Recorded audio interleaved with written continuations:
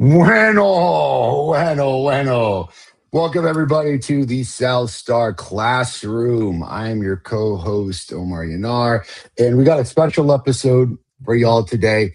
As the doc always says, when the adults are away, the children will play. And today, the children, ladies and gentlemen, are going to play. We had a show. Maybe we push that show to next week about truancy and why students aren't showing up to school, which I actually think is a pretty relevant show considering the incredible amount of students just straight up not showing up to school.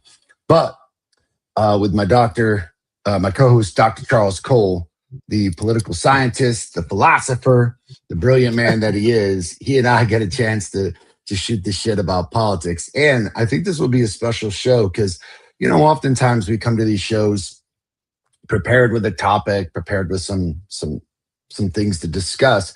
This one, ladies and gentlemen, just going to be a straight ass conversation that you guys get to listen into with Doc and I. But first, Doc, in patronage to our Queen Jubilee, brother, how you doing, man?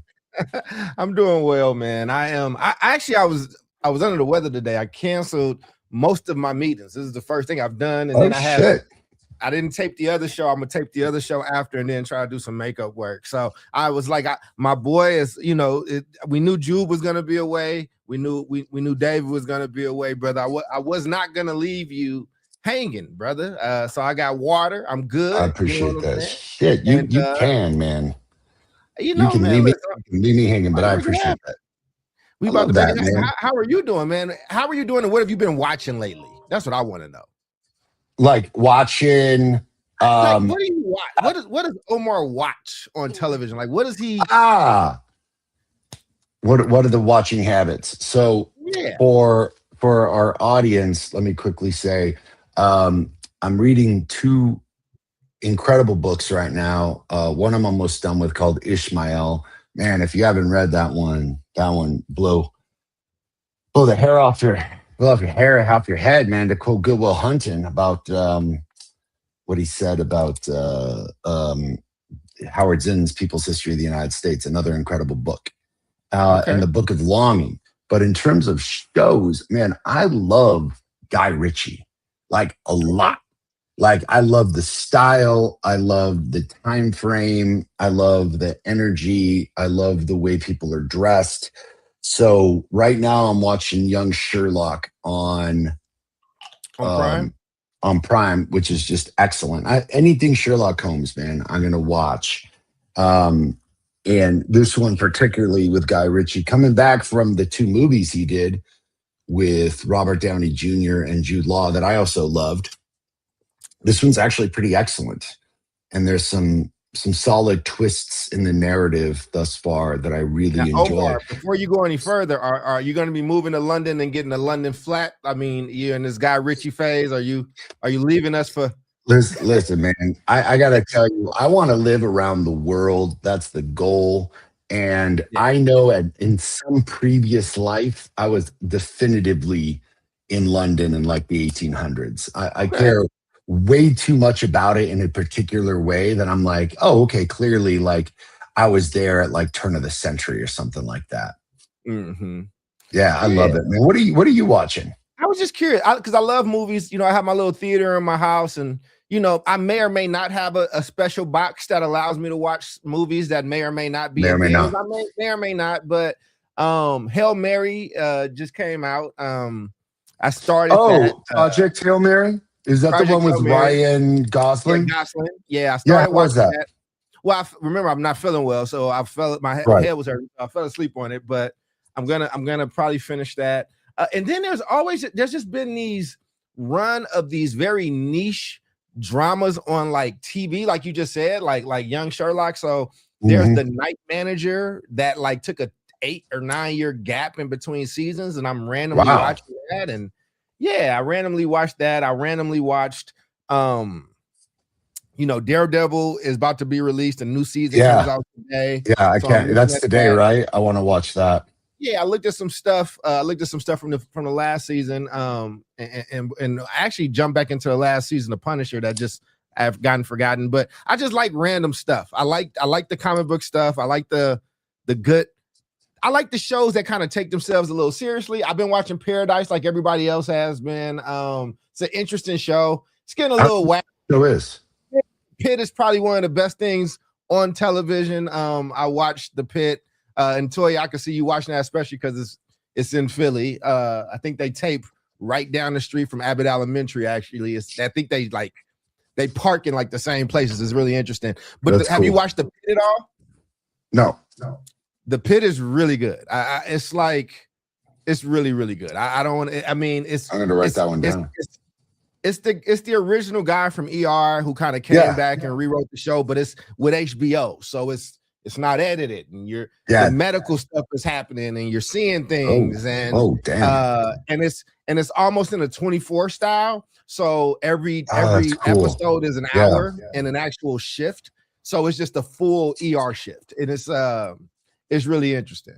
It's really interesting. Oh, it might be. It is in Pittsburgh. She said she thought it was in Pittsburgh. It is in Pittsburgh, but wherever they're shooting, they share something with like they share studio space or something, because they'll go to different parts of Pennsylvania to get their real shots, and then they go to a sound stage for some of the other stuff. But and living in Chicago is interesting because my cousin, he passed away. He's the one that helped me build the theater and all the stuff in my house. He passed during COVID, but he was a firefighter. So Chicago Fire and all the Chicago stuff, and you can, they shoot all that stuff on location here. So that's pretty cool. I like stuff like that. I don't really like watching things. Sometimes I watch stuff that's in the same field as me, but I don't. It could be a little too real. I want stuff that I'm not attached to. Yeah, I want to watch about spies and working for the State Department. And every time I watch that shit, I'm like, why didn't I just work for the State Department? Like, why did I get off that political path that I was trying to get to? But that's a good ass question, Doc. We can break it down. I mean, I loved politics. I loved the theories of it, man. I loved diving into it and having those talks and those debates. I'm gonna just be honest with you. I treat politics like kind of like 50 Cent. What I mean by that is I was an early 50 Cent fan when he was underground and nobody liked him, and then everybody started liking him, and then it gets a little weird. That's how I felt with politics, where it's I still love Fifth. I still like politics, but now everybody's so involved. But when I'm in school in the early 2000s, right? Like when I'm doing college, nobody really cared about. Right. You was kind of in it for the love of the game, and now everybody, so it's not as special to me. And I just kind of left it. I was in leadership, and part of the reason I left is, I was a part of the Black Caucus. I was the vice chair of Black Dems in California, Young Black Dems, for 3.5 years. But every time I brought up a Black issue, man, especially around education, Black people, it was never the time. It was, and I never rocked with that. So that was a little bit of mine. But what did you originally want to be, Omar? Let the audience learn a little bit more about you. What did you originally want to do? The audience would crack up, especially my best friend Richard, because I think that he was there when I was like, man, I want to be a cartoonist and I want to work for Walt Disney. That's what I originally thought when I was like a kid, thought I was going to do. And then it turned out, brother, that I don't have any artistic talent. About zero.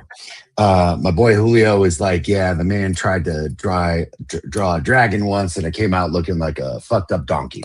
And then I thought, well, I don't have to be a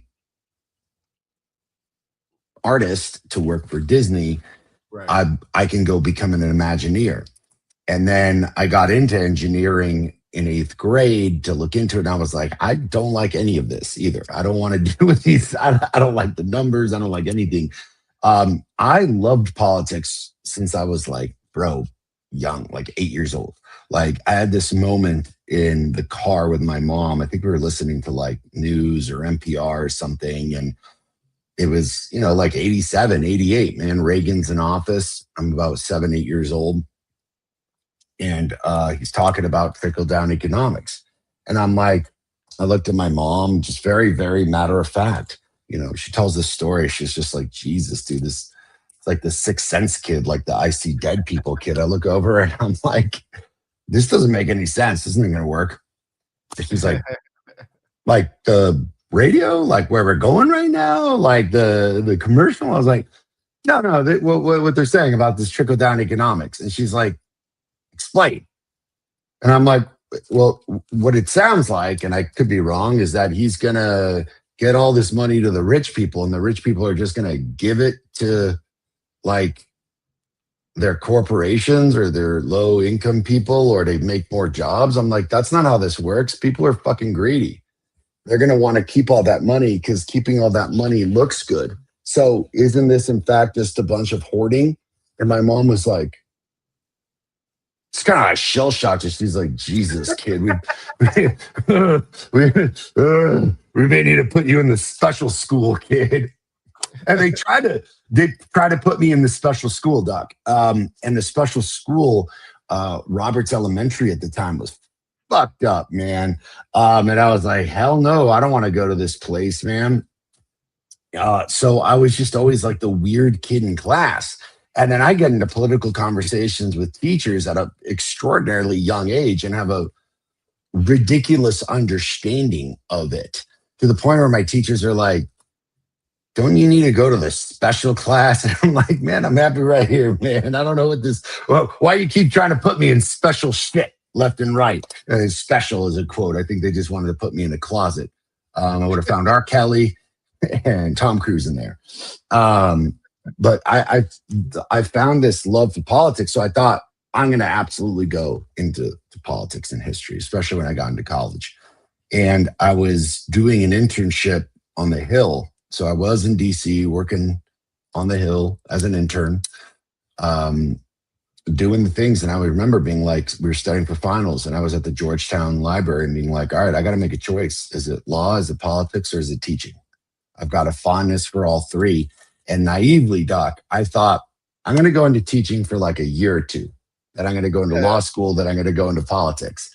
And fast forward, 25 years later, and I got to tell you, I don't regret it at all, because I've had a conversation with a lot of my grad school friends, and it's germane to the conversation for people on the call or on the line. I was lucky enough and fortunate enough to go to the Harvard Kennedy School. It was a very incredible place. It's a master's degree, and it is the politics school. It is of the world, truly.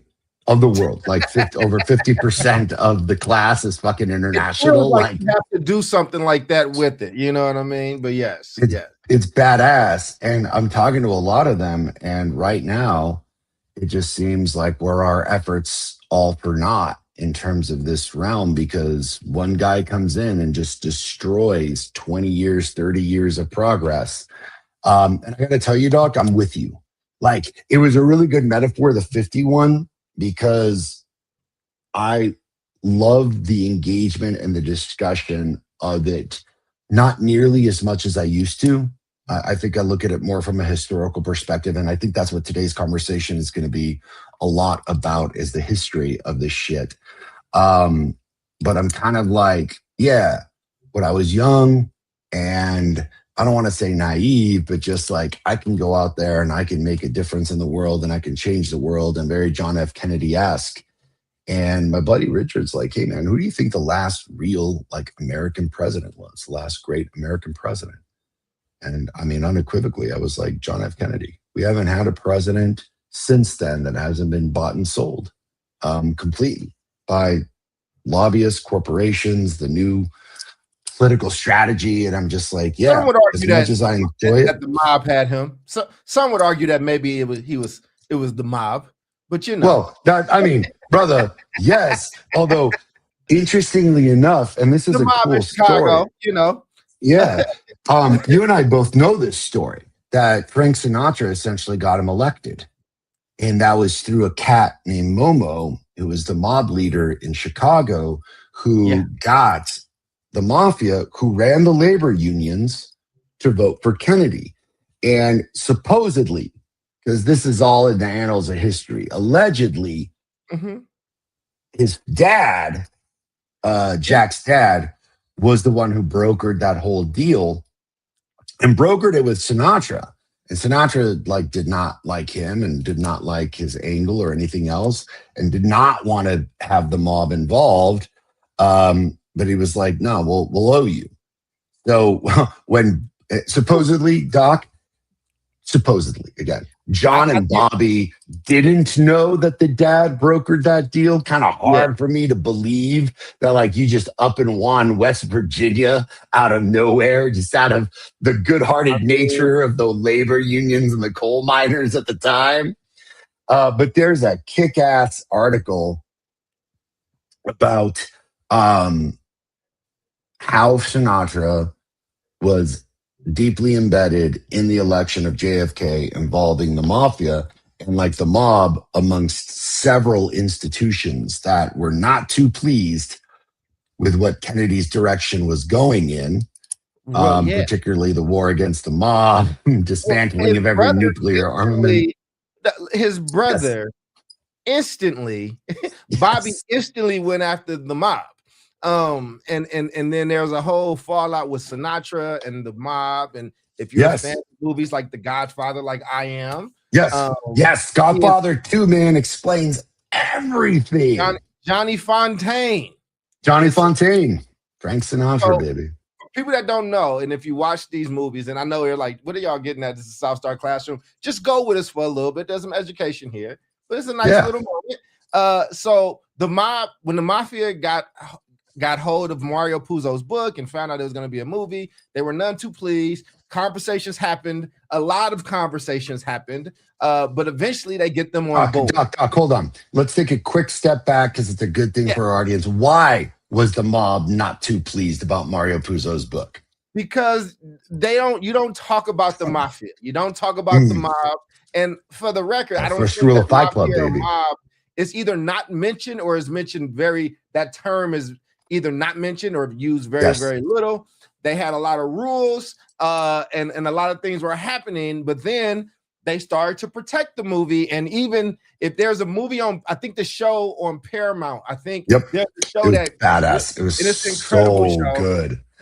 And it's so funny because everybody when we talk about the unions or we have criticisms and people try to defend it, and it's fine, but it's like, that's the source of the mob's power. The source of the mafia's power is and will always be unions and workers. So much so that something happened. I think one of the directors got fired off The Godfather, and the mafia did not appreciate it. So they had all of the union workers working on the film quit. They all just stopped. That's the mafia. That's how powerful the mafia is. So there are some real life stories kind of merging into this fantasy of this American tale, but that's how you get to Kennedy and Sinatra and all of this stuff. The people working with the movie, they fell out of favor with Frank Sinatra because he wanted what he was due, and they thought he was a little prima donna, so they made a character of him in The Godfather. And what you gonna do if you just a singer and it's the mafia? Like, what you gonna do? So weird fanfare, but I'm taking people on my nerdiness, but you have some things on your mind. I want to let you get into that. Oh man, it's all germane. It's all very germane to the conversation. It is germane because the shit that I want to talk about is actually directly connected way back to the 1960s, the election of Kennedy, and really why I think Kennedy was the last great American president that wasn't completely overridden by, I would say, lobbyist concerns or anything like that. Like, really, Kennedy just needed to play ball with the mafia, and he might have been okay, but I sincerely doubt it, because what we're talking about today isn't so much conspiracy driven, ladies and gentlemen, as much as it is just history. So I had this really cool conversation this weekend. Doc, wanted to get your take on it. And a buddy of mine was like, why are we in Iran? Like, why there? And I think the usual kind of boilerplate answer that Americans would give, that I think are just like very boilerplate and maybe even mainstream media, would be like, well, like we're there to like help liberate the people, and the people want liberation, and the same bullshit that we were peddling during the Persian Gulf.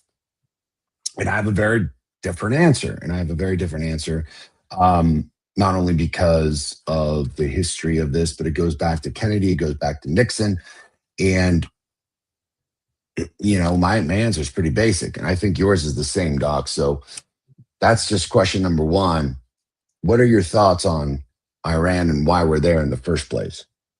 Yeah. Well, honestly, like I was telling you, beforehand, I haven't really dove fully into it yet, man. And I know that's definitely reeks of the privilege that people have, but I got a company to run. There's always something that can take all of your energy, and at some point, that's the one drawback of having so much information at your fingertips. So I haven't really been following it, but I mean, there's a few things that I do know that's just on the top layer, right? Like, one, I think the United States still wants to remind people that they're the United States. Like, we can come and do the things that we want to do. You're not going to stop us. We have some power. But I think the big thing is oil, and who controls oil, and sending a message to OPEC and sending a message because, oil, they're trying to move away from the United States in a lot of different ways. Oil at the time, I don't know if it still is, you can correct me, but it's traded in dollars, which it was traded. You know your shit, baby.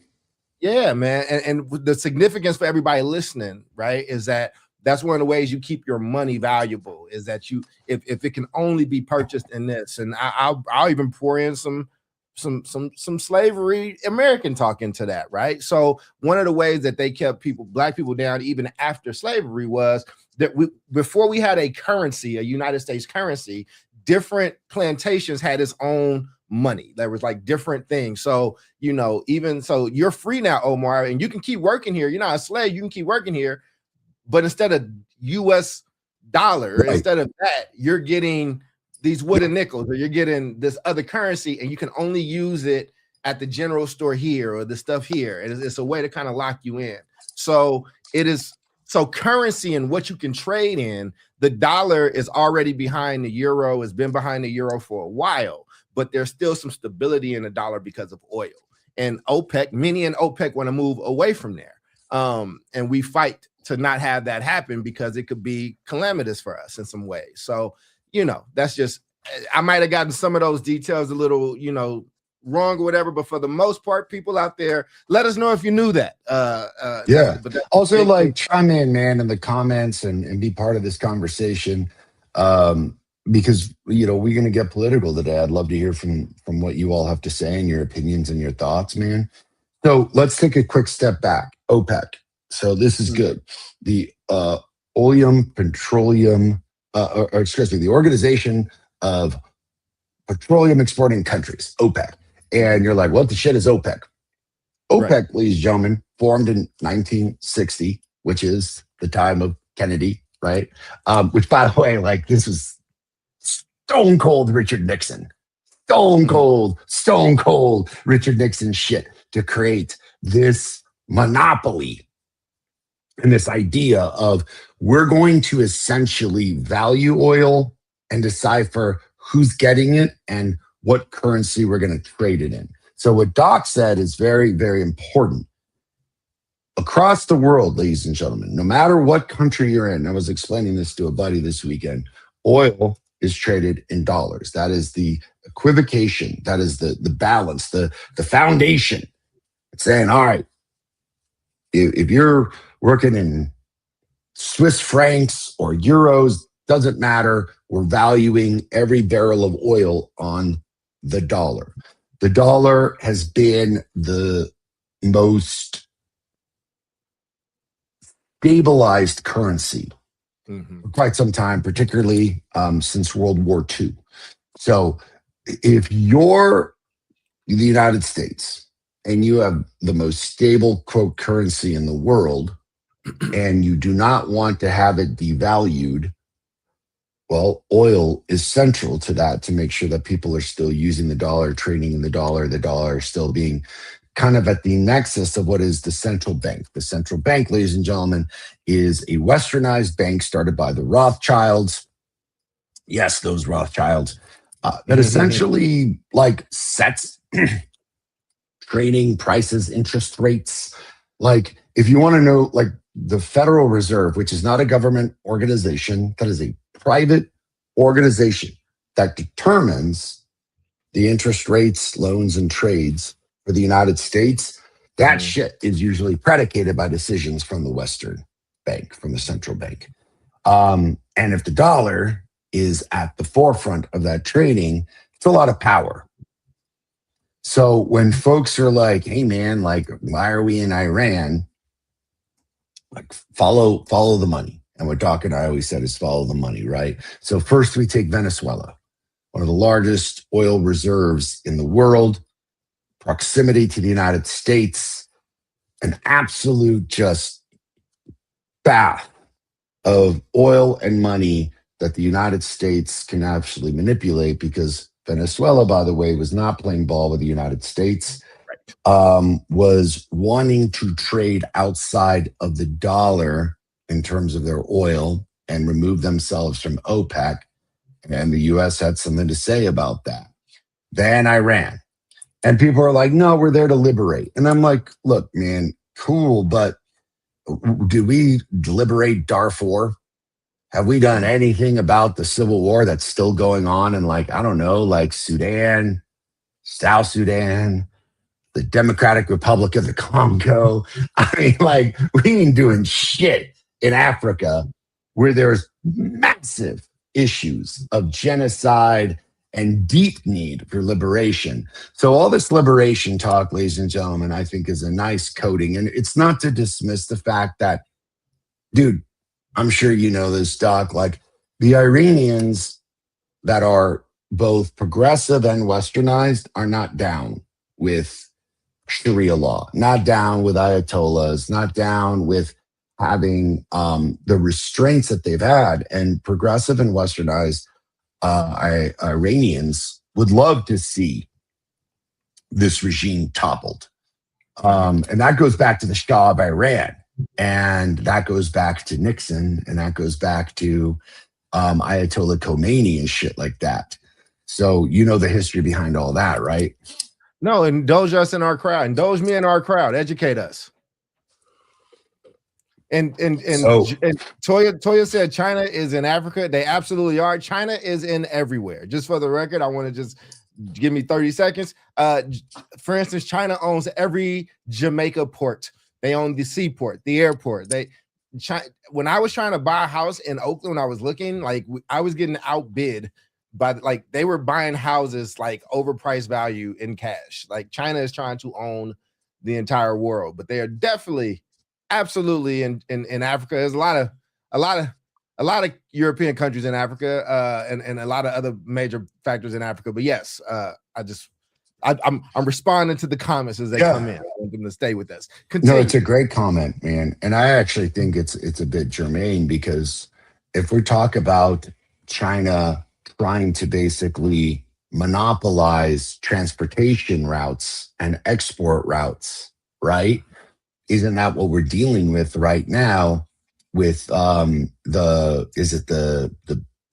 Bay of Hormuz, the Isle of Hormuz? It's not the Isle, the Isthmus of Hormuz. I don't know. Oh, it's not. Is it the Isle of Hormuz? It's basically that passage of water that the Iranians use in order to export oil through boats, that essentially they're saying, hey, listen, we control this and we can let whoever the fuck we want get access, and we're going to let the Chinese keep getting their oil. And the United States is acquiescing to that, because if we don't let China get their oil from Iran, that's going to create a massive, that's like World War III right there. Like, and also China holds, we owe China a ton of money. China holds about $750 billion in US bonds.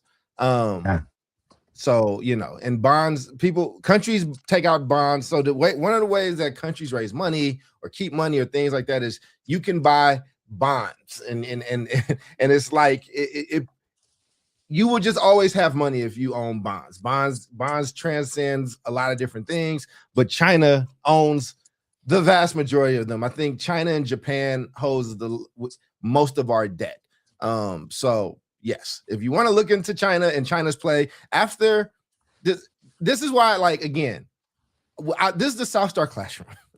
If you had history teachers that actually love talking about history, like history has some incredible stories, whether you're talking about history, you're talking about politics, you're talking about government classes and policy and politics, world governments, things like that. It's just really fascinating stuff. And we don't get to go and be nerds about this shit when our full team is here. So we're going to be all over today, baby. But y'all are going to get these random facts. So you've learned about, Toya asked about Blackwater. So Blackwater is a set of contractors, but Blackwater is not necessarily tied to the early origins of this story. Blackwater didn't come into existence until the 90s, when the free market started to be able to take over. And like, so, you know, you could, instead of being on the U.S. contract or with the military over there, once we went over there, started to build infrastructure, you know, you can hire from the free market. Blackwater is a huge consultancy corporation. I don't know if that's how you should say it, but yes, that's, you know, I don't want her to get confused with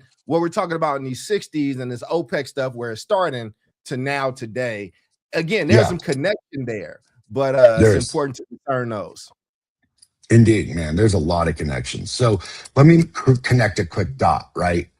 So you're like, all right, Omar, this is about oil. This is about money. This is about, you know, the cultivation of a monopoly. And that is really what Richard Nixon was trying to do. He was trying to monopolize basically oil and even Eastern trade. He wanted to completely dominate China, Japan, Indonesia, Thailand. He wanted to basically say the West is going to dominate the East and make the East subservient to the West in terms of money and market trade.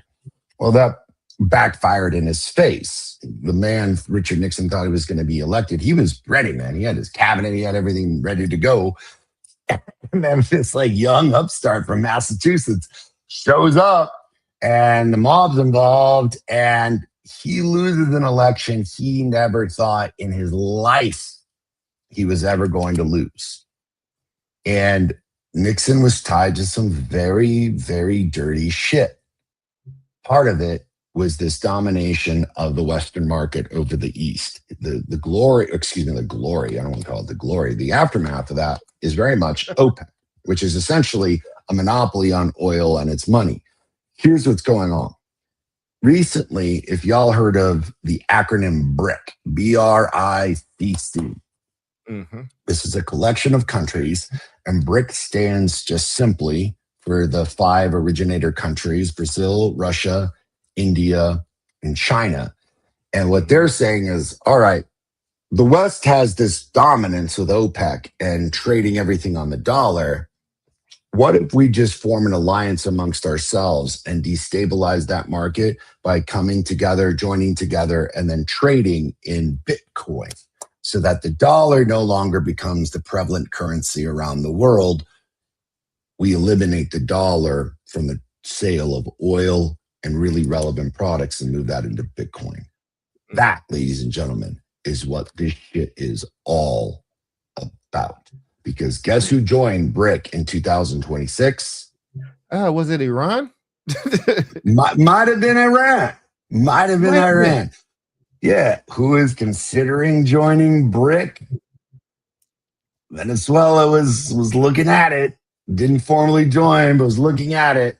So what this is all about, ladies and gentlemen, is going way back to Richard Nixon, is this predominance of the US dollar. And that's, look, some would say, and I think this is an interesting conversation because this is the next question, Doc.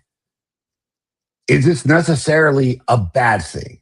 If we're the US, is this necessarily a good thing or a bad thing that we're trying to essentially predominate all of these markets and make sure that the dollar is still the strongest currency in the world so that our economy is still thriving? Well, as somebody who's traveled around the world, you definitely want to have one of the more dominant currencies, right? Like you travel and everywhere takes euros and dollar. And you know, and with our markets kind of fluctuating up and down, and you know, like I travel different countries, right? So you do as well. one of the first things both of us would probably do is when we see where we're going, hey, what is the conversion rate? What is the dollar worth over here? How often does it change? Like, is this a good place to go? Right. So for instance, I go to the Bahamas a lot. Bahamas has their currency directly on US currency. So one Bahamian dollar is $1. I think they might be the only ones in the Caribbean that does that. So is it good for us to have one of the stronger currencies? Yes, it is quite simply yes. The means by which you go and maintain that level of power and what that means and who wants it and what everybody is willing to do, us to keep it and others to take it away or to kind of define something new. Because think about it, if you're an OPEC, if you are not just OPEC, right? But like if you are one of these oil merchant countries, you are really, really, really rich. And if we can affect that in ways that they don't always like.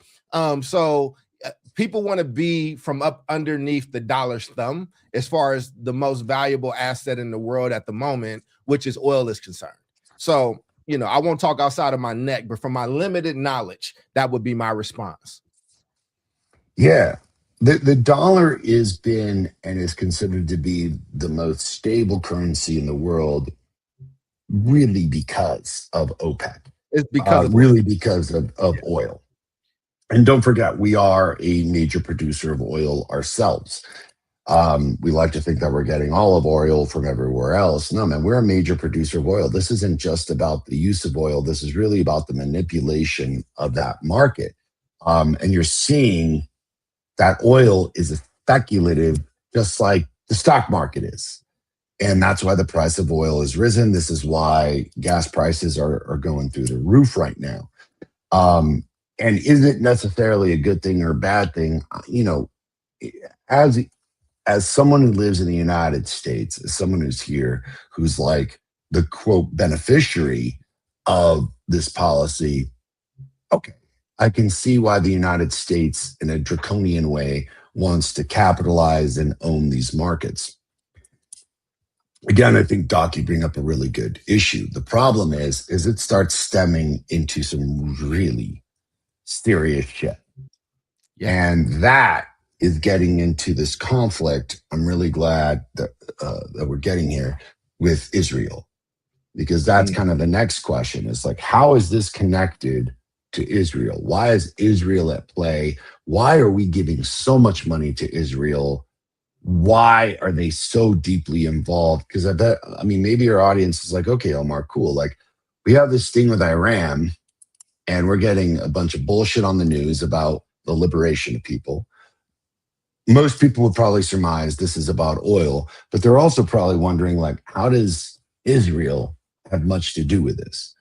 So, third question. Where do you think Israel's involvement in this? Oh, I'm definitely going to let you lead on this one, buddy. I will. Definitely going to let you lead on that part of the topic, buddy.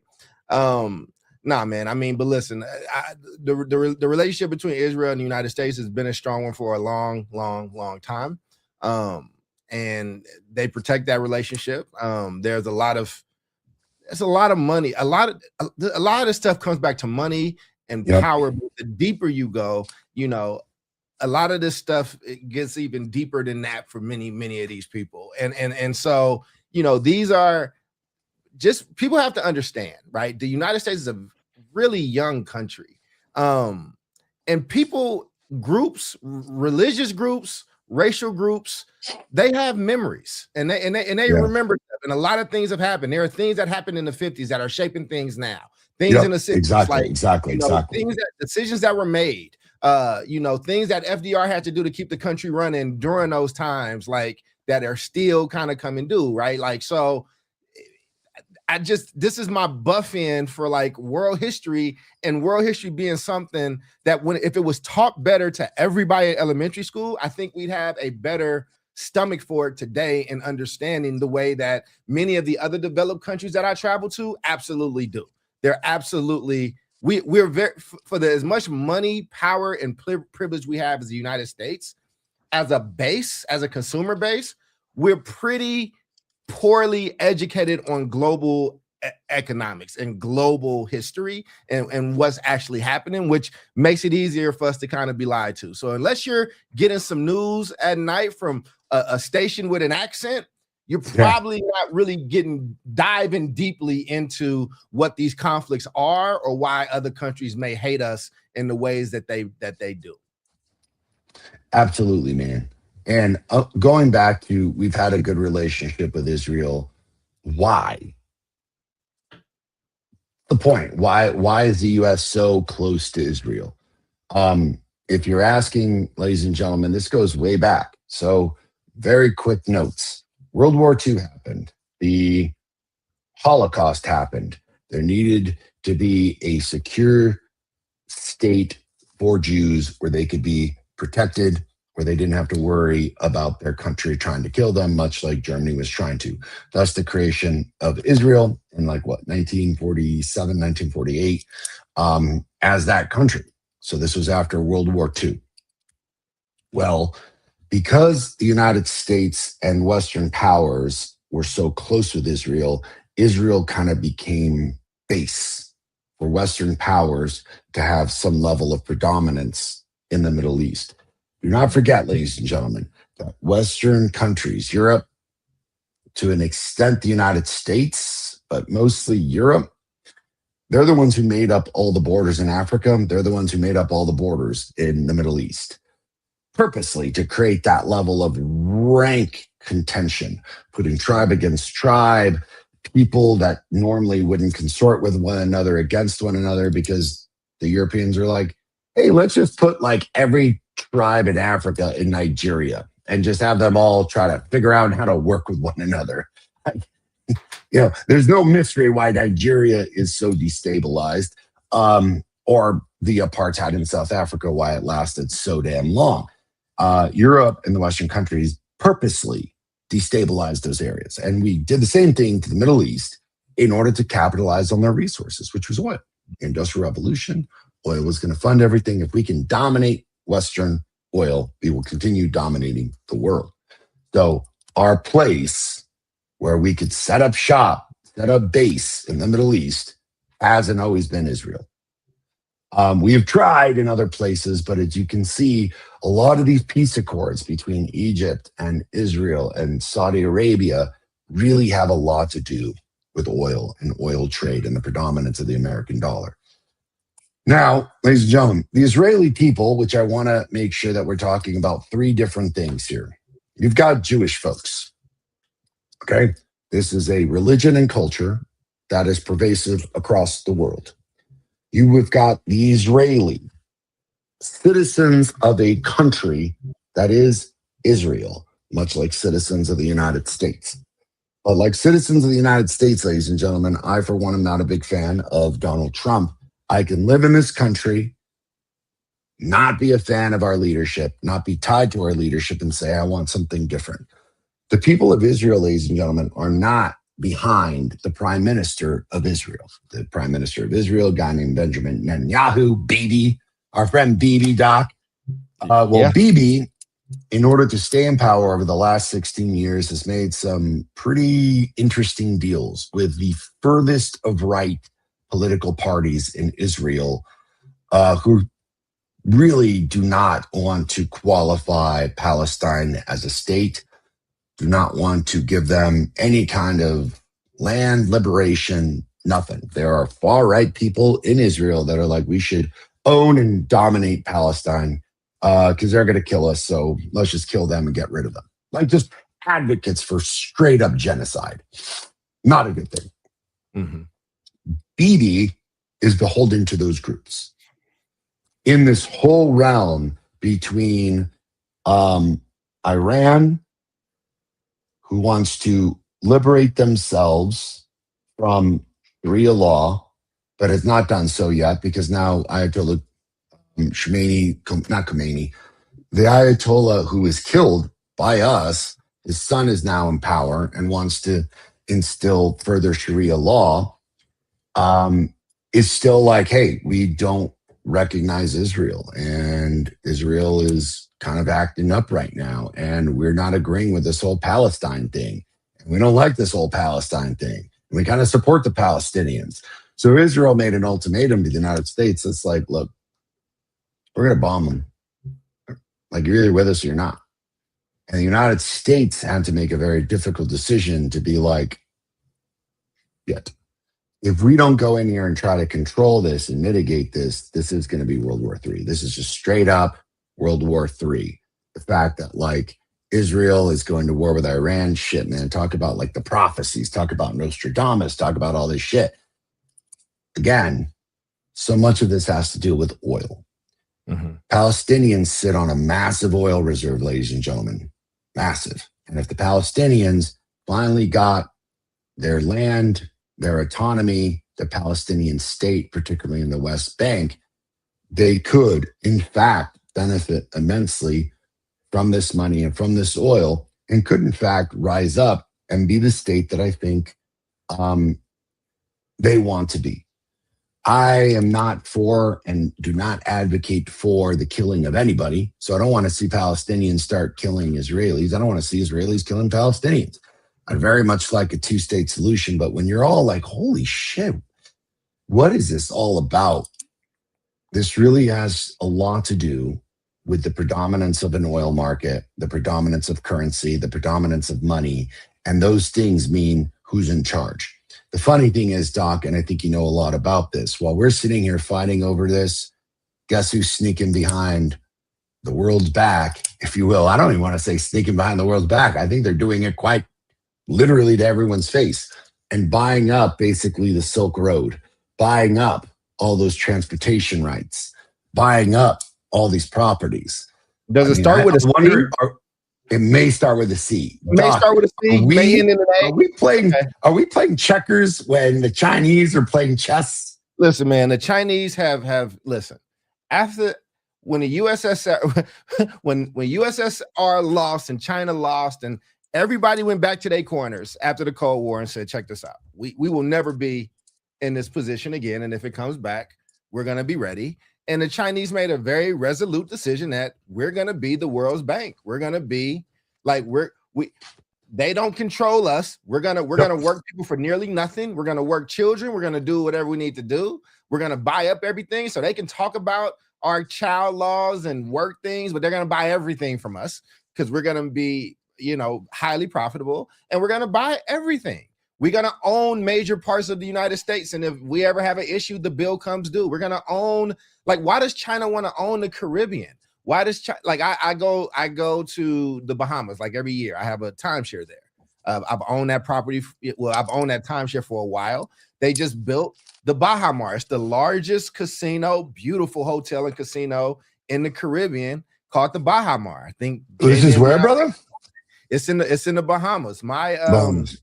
Yeah. So where I come in at, my little place my little area that I own, I can walk to the Baha Mar, right? The point is, wherever I've gone in every major country, every major place I've gone, whether it's Colombia, whether it's here, whether it's Jamaica, the Chinese own not just a little bit of shit. They own a lot and very significant as well. So I'm guessing for that answer, boss, is China.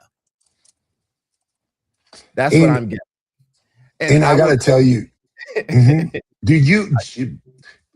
do you think that we're playing checkers when the world is playing chess? Or I think, like Bill said, is this a very kind of billionaire class thing where they're all in cahoots with one another and they don't really give a shit who's in charge because they're all going to profit one way or the other as to who's the leader of the free world and who's not? Now, I will say, I don't think that we are, I think we might be playing checkers. I might be playing, because I don't know. I do think you don't become the United States and stay the United States and be the United States for this long. There are some people in some very high places that we will never know, in those shadows that doing things that we will never hear about.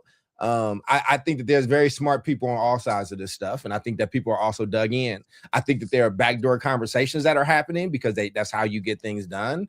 I think there's a lot. And I think that one thing countries do understand is that your electorate, there's certain things that they wouldn't be able to handle if they knew.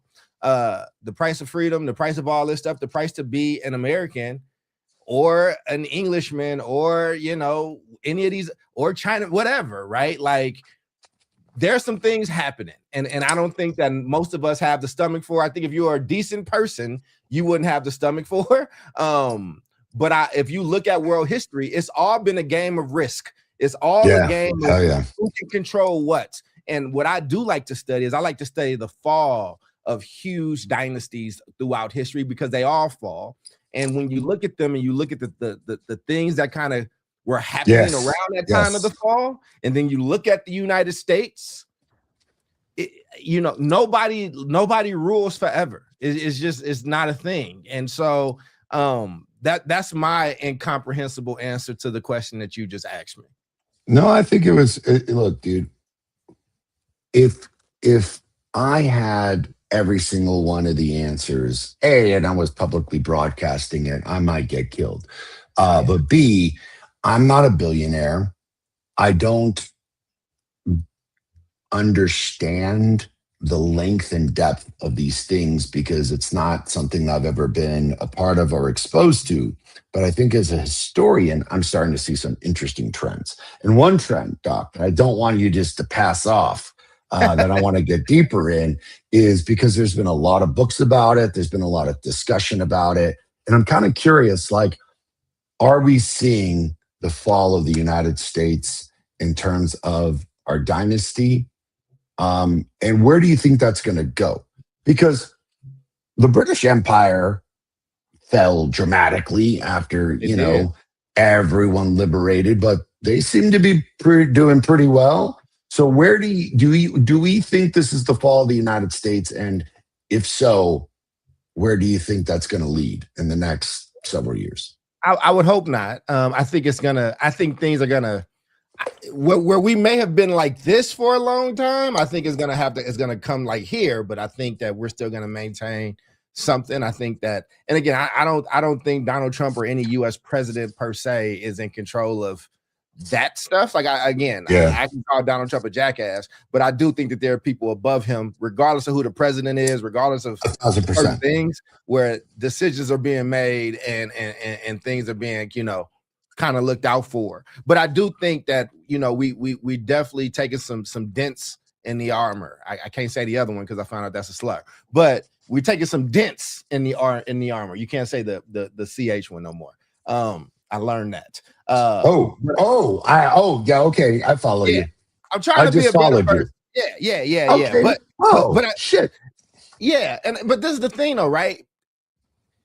You and I are like really in the minority of people that want to read about this stuff and talk about it and engage in it, because it's really difficult to kind of keep up with it. It's hard to look at. And I think that where Americans are starting to engage more, and I think one of the mistakes that were made is letting the corporate power run so unchecked, and then their kind of their level of arrogance where they're not hiding the ball anymore. Like, this isn't the days of the Koch brothers anymore, right? Where the Koch brothers are doing their thing, and most of us can't pick the Koch brothers out of a lineup. We all know their names, but if the average person saw a Koch brother walking down the street, they wouldn't, and that's by design. Like, that's intentional. Whereas Mark Zuckerberg or Elon Musk or some of these other people, like, they want that fanfare in a different kind of way, and and I think some of this stuff is rattling them a little bit. I do think that Facebook and Zuckerberg were rattled when basically they took over elections. Like, when basically they were used for Brexit and they were used for the first Trump election. I think that it got crystallized for Zuckerberg, like, oh, I have a lot of power. Like, I have like world destabilizing power. And I think that Americans, because of our disdain for big corporations here, I think people are now starting to leak out and see more of this global stage at play. That's so I think that's how I think people are more curious, but then I think people are still kind of misinformed, which is dangerous. So again, I don't have strong answers for these, Omar, but I would say as an American, I'm also not going to root against my own well-being. Like, I think the difference, if America falls differently from Britain, is that we made enemies differently than Britain did. Like, this is not the days of muskets. We're not in that. Like, we dropped 2 bombs on like we've done that. Like, go watch Oppenheimer if you haven't, right? Like, there's some major decisions that we have made that people don't forget about. And we don't forget about. So, that's my observational answer, I would say, just in what I'm observing. So, yeah. And Trump is a useful idiot for Putin. I mean, look, and Bill, I know that you have this thing with Trump, and I don't like Trump either. I don't. But Trump is not responsible for the shit that we talking about in the 40s, 50s, and 60s, man.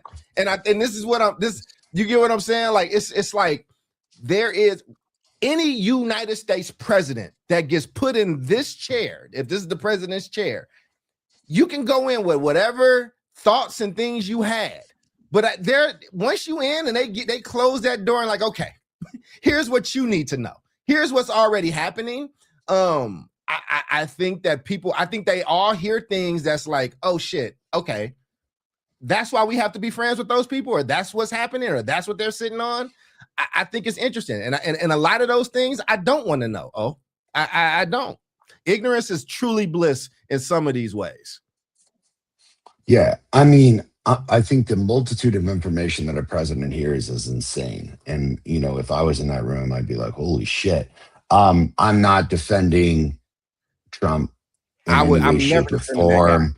I'm definitely not supporting that guy. I mean, shit, man. Like, I'm having to deal with his ass and all the ICE stuff and his, like, stupidity and just the stupidity of the people that are there. And I mean, I think that's part of the issue, right? Like, when you put up a bunch of like illiterate, dumbass motherfuckers, you're going to get controlled. And that's what I really think is going on here. Like, to be honest with you, Bill, someone's pulling those strings big time. And Trump's just the willing idiot that's going along with it. But the reason I brought up all the history, Bill, and I think you'd love this and appreciate this, and this, and kind of circle this back in, is that this script, this manual that I'm seeing playing out right now with Iran, with Venezuela, with the American dollar, this was all Nixonian ideology. Mm-hmm. This was born and bred from the Nixon era. This has got, is it Roger Stone? Yes. Yeah. It's got Roger Stone written all over it. This was their plan. This was the ideology. And what I'm seeing is that, like, Trump has been the most willing participant to deal with not to deal with this, to allow all this stuff to happen. That this is why I brought up Kennedy, why I brought up Nixon, because this is, guys, what, 1972 was when Nixon was elected, because LBJ was, he finished the term 68. Thanks, 68. This has all been happening since 1968. And we're seeing it all come to fruition. So if you're interested, ladies and gentlemen, go look up, do a little bit of reading about what Nixon was trying to do during his presidency that he didn't get a chance to finish because Watergate, and he got thrown out, and Gerald Ford, eaten by wolves, according to Saturday Night Live. I don't know if you remember that skit, man. It's a good one. Gerald Ford eaten by wolves. Gerald Ford's not going to get eaten by wolves. You're the one who wants to go to to the Bahamas. Yeah. Listen, man, I know we're coming up on time, man. We are on time. We are on time, brother. I know we're about to be at time. I would just say this because I don't like that Trump guy either. I also don't want people's hatred for Trump to make them dumb. Like, I'm not talking about Bill. I love Bill. I'm just saying in general, right? Like, still go look at your history, because there's some. You go look at all the really bad presidents, and I will put Trump in the top 5. But James Buchanan, like, let me just. James Buchanan is the word. James Buchanan, the South seceded on James Buchanan's watch. Okay, like the country. They didn't talk about splintering. It splintered. Like, we had multiple currencies. We had multiple things happening in this country at the same time. Like, the man loved a dinner party, Doc. Confederacy got built, huh? It was crazy. Yeah, man, the man loved a good ass dinner party. That's what he was doing while the South was seceding for the United States. Yeah. He was having some good ass dinner parties. Exactly. It was crazy. It was definitely crazy. But but now, what we should do as I let you close, man. Maybe what you and I do is maybe once a month. We just do I want it. Hour. I want it. We just do a little bit of his own branding. We ain't got to do it weekly. We'll just kind of do it. Would y'all like that? Would people follow along with that? Let us know. Like, I'm curious as to what people will say about that. But I'll let you. This was fun, man. I know we didn't have a big direction, but again, it just feels good to be able to talk freely about these things with somebody else that is reading this stuff.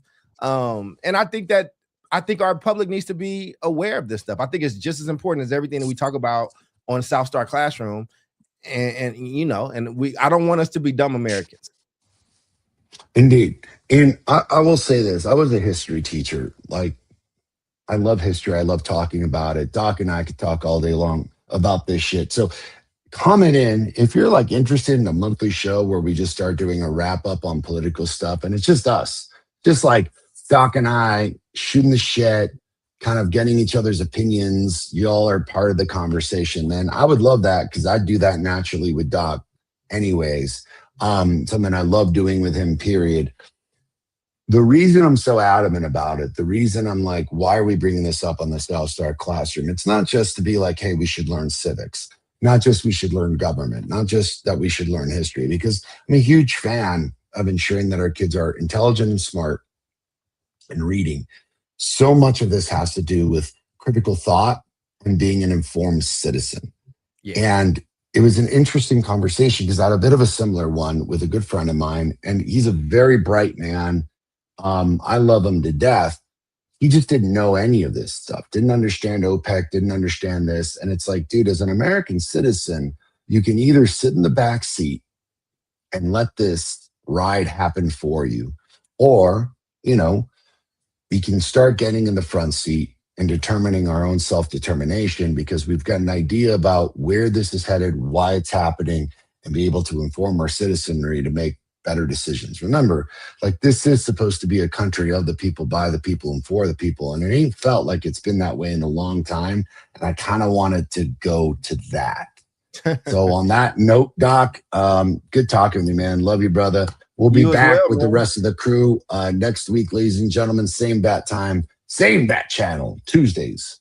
Was it 3 p.m. Pacific, 6 p.m. Eastern? Have a great week.